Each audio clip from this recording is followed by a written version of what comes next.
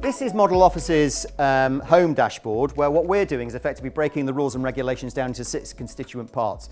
So what we've effectively done is we've taken the FCA handbook, digitised it and put it through onto our platform. And what then firms can do is start to answer questions about where they believe they are against all the rules and regulations, and our algorithms kick in and say, this is where you think you are, but this is where you actually are. And then we automate the gap analysis and automate the audit reporting. So you can see here, everyone looks, obviously wants to focus on the consumer duty. So if I go into the consumer duty, what we're doing is deploying gamification to hopefully bring a lot of this more to life for businesses so that they can actually get far more engaged with the whole process. So this particular demo firm has scored 45% against all the FCA relevant rules and regs. We give them we can track them against what the best firms are doing on the platform. So we give them a peer score, which is important because everyone likes to keep up with their next door neighbours. And then we're giving them a 1-year target score to improve. Now what we're then doing is breaking the consumer duty elements into constituent parts. So you can see here across these particular areas, we call them business functions, but think of them as modules if you like. Then they see their scoring there, and of course what they want to do is improve their scores. And so they get more engaged with what we're doing. But what our algorithms are always doing is assessing where they think they are to where they actually are, which is very hard to do because that's very subjective. And we've also in a very subjective environment because we're in a principles-based rules environment with the FCA where we have to take the rules, make our own mind up on how they apply to our business, and the FCA play a 3-card trick, say, here's our rules, go and play, we might come and see you. So what we're doing here is we're bringing that to life and giving far more data around pretty much at this stage a qualitative process. What we then want to do effectively is make that more quantitative. So what we're doing immediately, what our algorithms are doing is basically going into a firm's data and taking a look at what we class as a data quality health check. So it's looking at how many duplicated clients they may have instantly, and then taking a look at what missing data they may have, and they can view that like so, and then it will give the relevant constituent parts to that so that they can go and clean it up and then prove that they've got good data, because Joe's talk was all about rubbish in, rubbish out. Consumer duty. So this is all part of the monitor that we're launching today. So on the consumer duty, what we're doing again on here, we're going into individual client data, and what the algorithm will do, if it works, is it will go in, it will assess the data, and it has done, and it will then RAG rate that data on the quality of the data and segment it across the 4 consumer duty outcomes.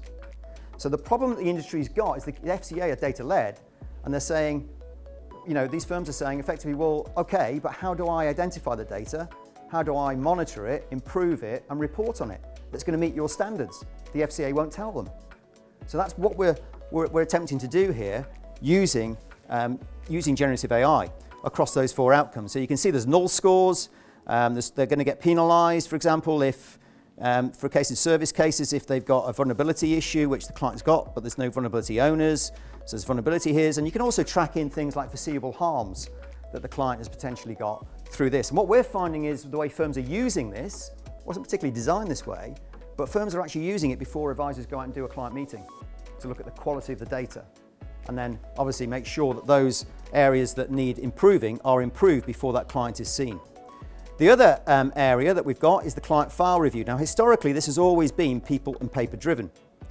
So again, we'll go into that client file through to IntelliFlow, and it will look at the client binder, and it will sense check what available files are in that client binder. And then hopefully, he says, as it's looking like it's stuck, it will produce a report, which it has done here. There you go. It's just a time lag. I know. Bloody hell. It will produce a time lag. It will produce a report using generative AI, because what we're basically doing is the industry is notorious for terminology. Everybody calls their fact finds different things. So what we've done is we've programmed the ChatGPT element to say, look for these 20 to 30 to 50 different ways you can call a fact find. And it will go and look at it, and it will bring it through, and then it will RAG rate it to make sure that it's all in there and give an overall score to that client file. Now that historically is all people and paper driven. And we think this is one of the first ways that we're showcasing to the industry today that we can digitize it using generative AI. And hopefully this will save a lot of money and cost. But the pièce de résistance is this piece, which I'm hoping is going to work for you, where we go into monitor. So monitor, at this moment in time, you can drag and drop documents in, but what it will do is automatically pull out relevant documents into this particular area from that client file review.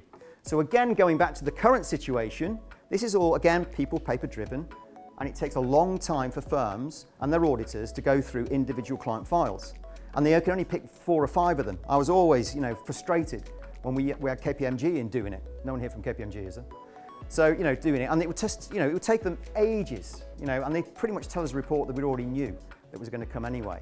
But we can only cover a snapshot at the moment in time. What this will do is run in the background, and it will cover all the available clients that you want to focus on and more.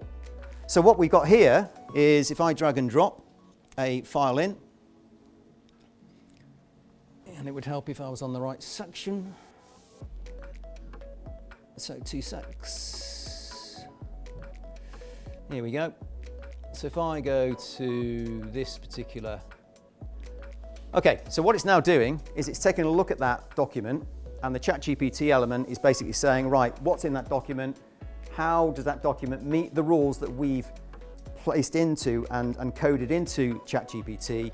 And then it should then pull out a report, which will then effectively look at, bingo, thank God for that.